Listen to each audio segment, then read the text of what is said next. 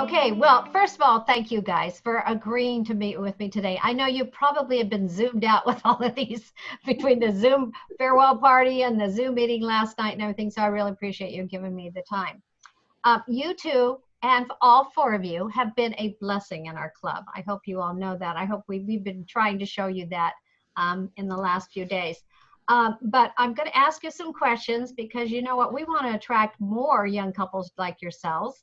And so some of the questions I'm going to ask you, hopefully we'll be able to do that. So the first question I want to ask you is, what brought you to Fair Oaks? Chickens. Oh, chickens. Yeah, I've always wanted chickens, and we had them in Davis since I was a kid.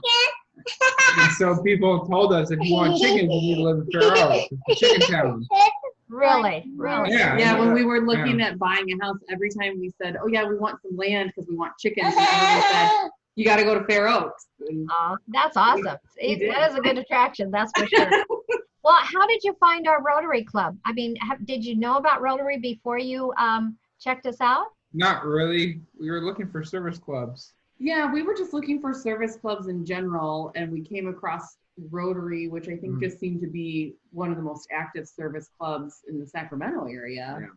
Yeah. And so then we looked up to see if there was, a Fair Oaks one, and you guys had an updated website, and it was even helpful to see. I remember we were able to see pictures from the club picture and club meetings. We were like, oh no, what do we wear to the meeting? How do people dress? Is this a business club? And so just having the updated website was a big thing for us. And we could see the kind of projects you guys did. So that's really how we found you guys, was the website. That's awesome. Well, when you did find our club, what was your first impression when you came to the first meeting? I still think that song, Moving On Up. Yeah. I was in love. Everybody was so friendly.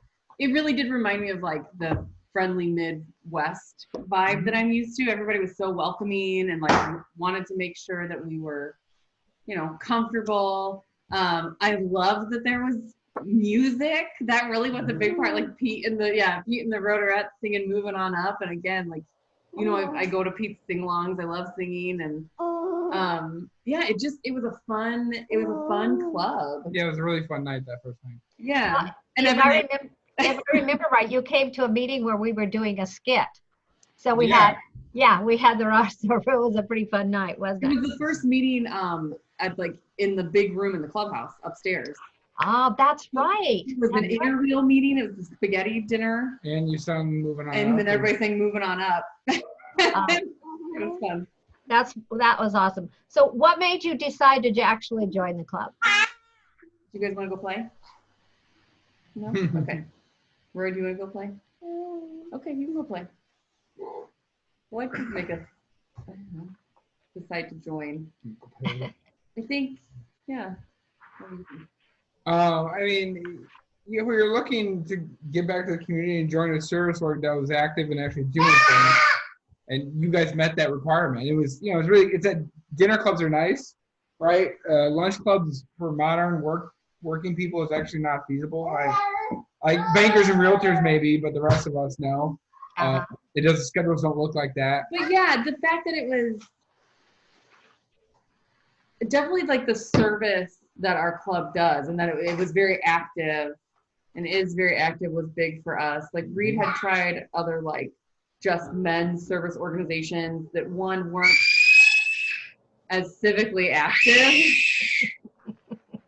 And but also, it was nice that we could do it as a family. In the beginning as a couple, but also bring our kids later, because it's hard to carve out time for just yourself, but it's nice when you feel like I'm getting something out of it, but we can still go as a family. Okay. Well, and you guys got involved right away, and I believe Reid, you got involved first. You were vocational chair, is that right? Okay. And what was your experience being involved and being part of the board right off the bat? Oh, it was a really good opportunity to see kind of insights into the workings of Rotary, gain some leadership skills, just basic how to conduct yourself at a board meeting, that kind of stuff. So for that standpoint, it was extremely valuable, and it was just a good experience to really see where all the money goes within the club, what our dues pay for, and how the club itself is managed. It's more complex than people think, even given the club's not big, but there's still a lot to do. That's Right? very Just to true. maintain it. Yeah. And Mary Kate, you were very instrumental in starting a new program called the Honeymooners.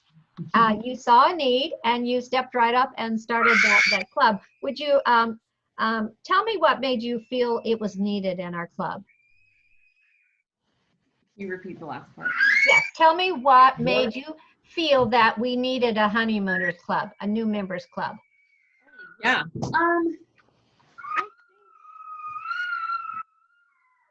I think really it's about creating the right space for new ideas and for really making new ideas feel welcome.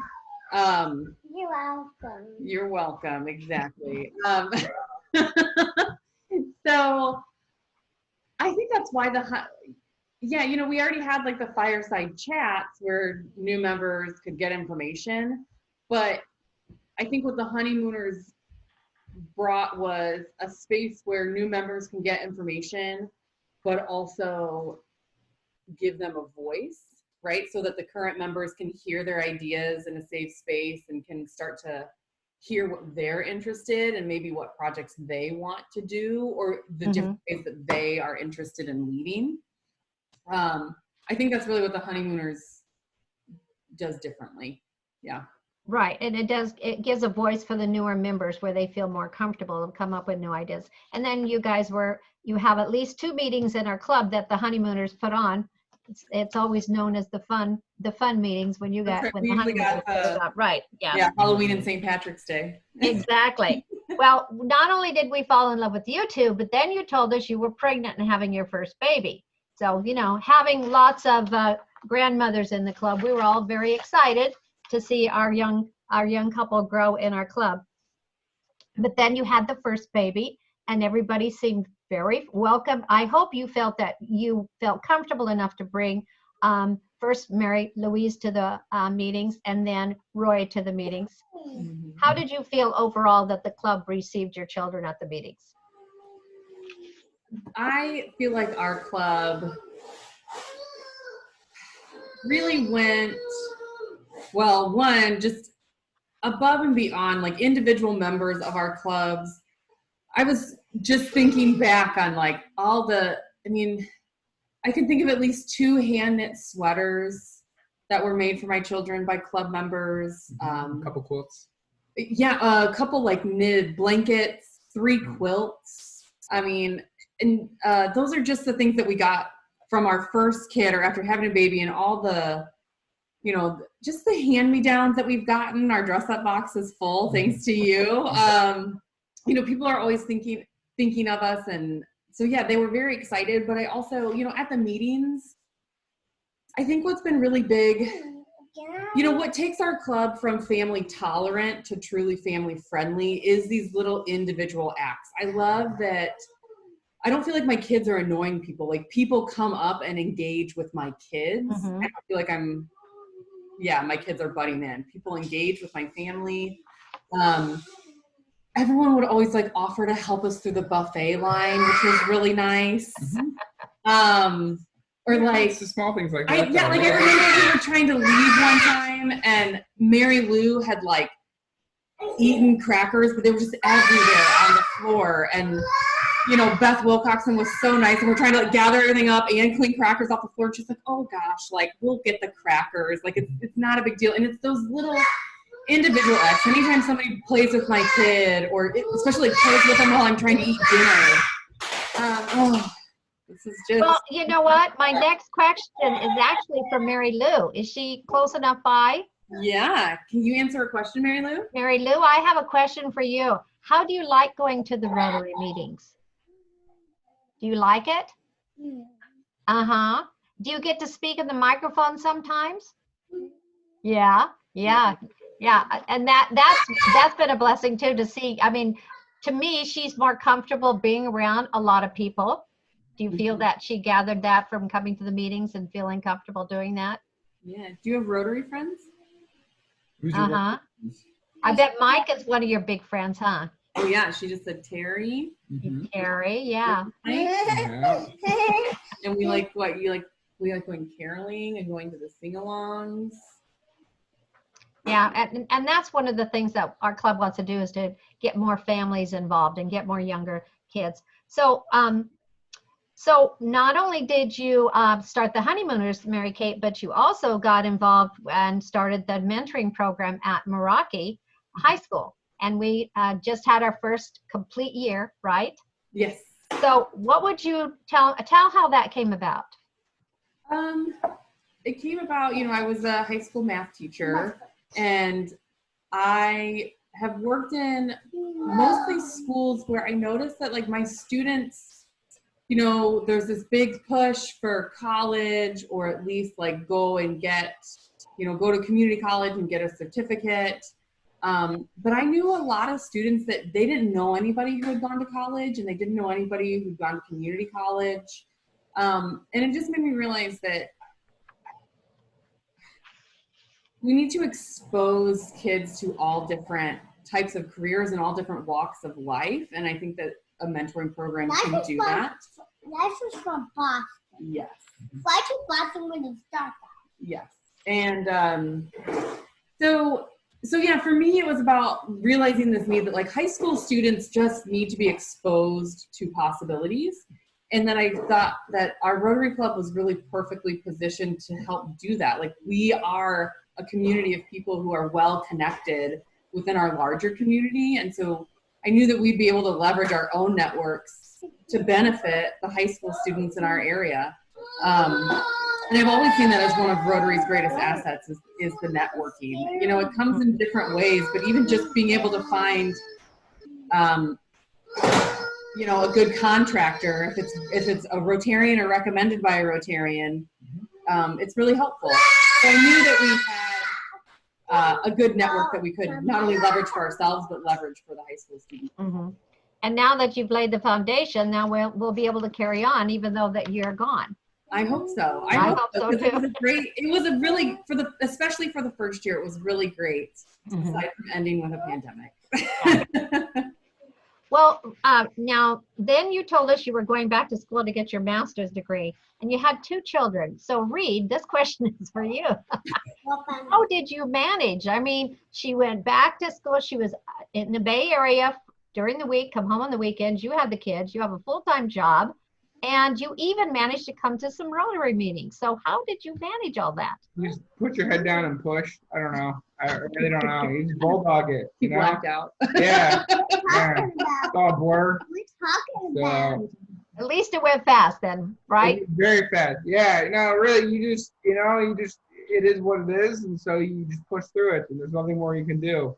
Yeah. Right. And what are you gonna do? Fall apart and gripe? I mean, that's not gonna help. So. Well, you guys have a tremendous partnership. I have to say that. And so then you came back, Mary Kate. You finally got your master's degree, and then you went ahead and did a survey, a satisfaction survey on our club. So thank you for doing that. One of your parting gifts for us is the satisfaction survey. And now you're packing up and you're getting ready to move to Boston. And Reid, you want to tell us a little bit about that move and why you're going to Boston? Yeah, I took a company transfer and out to Boston. Our new headquarters is out there, and so they're moving a bunch of people. So yeah, I took a big transfer out there. It's a good career opportunity. It's a good place to work in the medical field, which I do. So we thought it was a smart move, and it seemed like a fun and adventurous place to go. We've never been there. I took the job without ever going to Boston, so I went afterwards. But yeah, it seems like a nice place, and we're excited for the adventure. Well, I have no doubt that you two will acclimate just fine. Yeah. I mean, you really will. You're outgoing, you're friendly, you're not afraid to try new things, that's for sure. So do you think it's going to be hard to leave our club, and why? Yeah, it's for sure going to be hard. And, something we didn't talk about that I think was a big part of it for us is that we don't have family out here. We don't have parents, we don't have siblings, and, we have to get on a plane to go see any family. And so having Rotary as part of our larger family, especially in these really early, these early years of having our kids. I mean, it's so intense. It's so intense with young kids at home. And Rotary played such a big part in, we had Rotarians that babysat our kids. So not only did they help with our kids and make our kids feel welcome, but also just having a space as a new family. Like, we could show up to Rotary meetings. There's not a lot of social events where you feel at ease with young children, and that are fun, right? And it was fun to show up to a meeting, to socialize with my friends, to not feel like my kids were a burden, to have somebody just bring me a gin and tonic, to not have to cook a meal. Rotary gave us that space, which was really nice, and it gave us this extended family that I don't know what else we would have done. And I can't really imagine what it would have been like to start our family and bring home our kids if we didn't have like this larger extended Rotary family helping us. And even with going to grad school, like, it was such a comfort to know we had all these moments where plans would change and we're like, oh my gosh, okay, now we have to go to like plan B, C, and D, and but somewhere in all the plans, we always knew that, like, okay, and if we have to, we can call these people, and they're all Rotarian. Which again, it was big for us because we can't put our parents down on that list. We can't put our siblings down on that list. And Rotary really and truly acted as family for us while we were here. Yeah, So it's hard when you move away from your family. I know Jim and I did the same thing and started our family, without any of our close family nearby. So you are definitely part of our family and will always be part of our family. So can you tell me, what are your plans? Are you going to search out a Rotary Club in Boston, or what are your thoughts on that? I've already started attending the Rotary Club of Cambridge. It's a lunch club. So it's been nice so far because they've all been on Zoom. So everyone seems friendly, so I'm excited to meet them in person. But we'll have to find a community equivalent somewhere else, I think. Because Rotary's a lot of lunch clubs out there. Yeah, we'll see. But you can't replicate the Rotary Club of Fair Oaks in that sense. Not out in Boston. So we'll find an equivalent somewhere, maybe be through our child care provider or through just our local town. But yeah, that's kind of, I think, something we'll have to find out once we get there. Well, now that we are Zooming, of course, you can always attend a Zoom meeting. It is a little bit later out there. Yeah, 10 p.m. might be unreasonable. A little bit later, yeah. But we do stream our meetings, as you know, too. So that's always another way that you could pop in. Do you have any parting words or advice to our club that will help other young couples to join our Rotary Club? Any parting words for us? What could we do to help encourage other young couples to join? I think, I think there's a lot of things about the meeting format that really are family friendly. I love that our club meets at a clubhouse and not a restaurant. It's not fun to take kids to a restaurant. And even just like the format and how like the speaker is at the end, so it's easy for us to come for the social part, but then leave when it's getting late and we don't have to be disruptive to the speaker. That format is really nice. I don't think for I've been family. speaker for like a year and a half, 2 years. So, yeah. I've been a Rotary a ton. So. Yeah. No, so that is something to think about though. Even like how you format meetings can make it more family friendly or not. But really just, what, like I said, it's all the individuals in our club. Our club is made up of so many kind and caring and empathetic and supportive. Oh, that's another thing. So many people in the club were constantly coming up to us and just telling us we were doing a good job as parents. And parents don't hear that enough. And that was it was so encouraging to hear, especially from people who have done it before and are like on the other side. And they're like, you're doing a good job. Yeah, we remember when. Yeah. So yeah, I think just continuing, honestly, if our club continues to, recruit and attract the same quality and caliber of people that we have that I said that are truly just kind and caring and empathetic people who will help me clean up crackers off of the floor or wave to my kids. Even, you know, even the most curmudgeon would at least in the club would, you know, smile at my kids or wave at the kids. And I never, even those people who maybe seemed like they were most stuck in their ways very much welcomed our children. And that put me at ease, put us both at ease. And it made us feel very welcome. So I think if the individuals in our club keep being the great people they are, it is a really family-friendly club. Well, we've always prided ourselves in that. It's nice to hear it from you guys. And, you know, it's not just what we gave to you, but you gave a lot to us too. I mean, you will always have, we'll have the honeymooners, we'll have the, you know, the mentoring program, all the contributions that you both have made to our club. And we don't want to forget that toilet bowl race that you created, the little racer there. So thank you for taking the time out of your busy schedule today to share these words. I hope that it will help us being a better club so that we can bring in more wonderful couples like you guys. So bon voyage, have a great trip. Thank you. Thank you. See you on Zoom. Bye.